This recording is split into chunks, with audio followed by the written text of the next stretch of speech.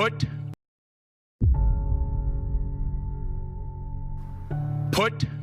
God first. Put God first in everything you do. Everything that you think you see in me, everything that I've accomplished, everything that you think I have, and I have a few things, everything that I have is by the grace of God. Understand that. It's a gift. I was sitting in my mother's beauty parlor, and I'm looking in the mirror, and I see behind me this woman under the dryer. And every time I looked up, she was looking at me, just looking me in the eye. And I didn't know who she was, and I said, she said, somebody give me a pen. Give me a pencil. I have a prophecy. March 27, 1975. She said, boy, you are going to travel the world and speak to millions of people. Now, mind you, I was flunked out of college. I'm thinking about joining the army. I didn't know what I was going to do. And she's telling me I'm going to travel the world and speak to millions of people. Well, I have traveled the world. And I have spoke to millions of people. But that's not the most important thing, the success that I had. The most important thing is that what she taught me and what she told me that day has stayed with me since. I've been protected. I've been directed. I've been corrected. I've kept God in my life and it's kept me humble. I didn't always stick with him, but he always stuck with me.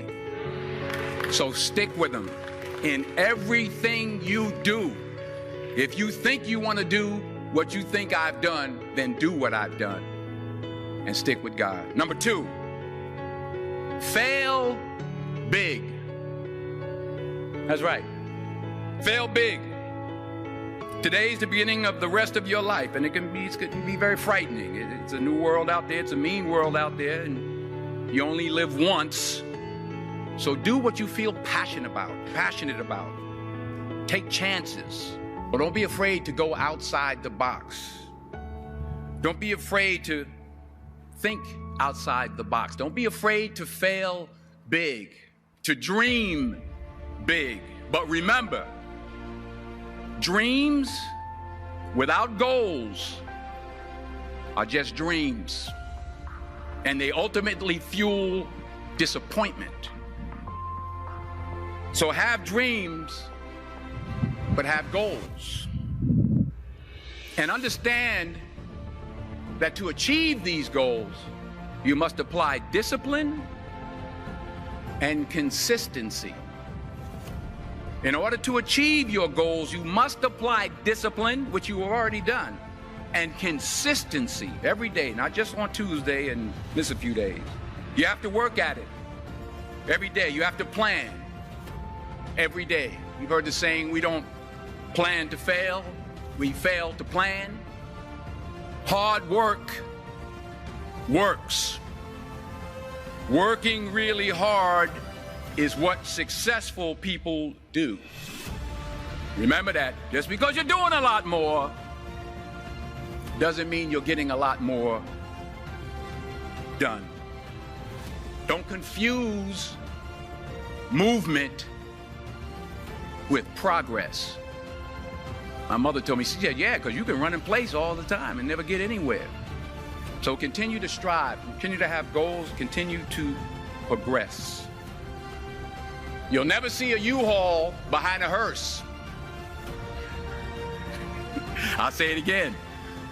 You'll never see a U-Haul behind a hearse. I don't care how much money you make, you can't take it with you. And it's not how much you have. It's what you do with what you have.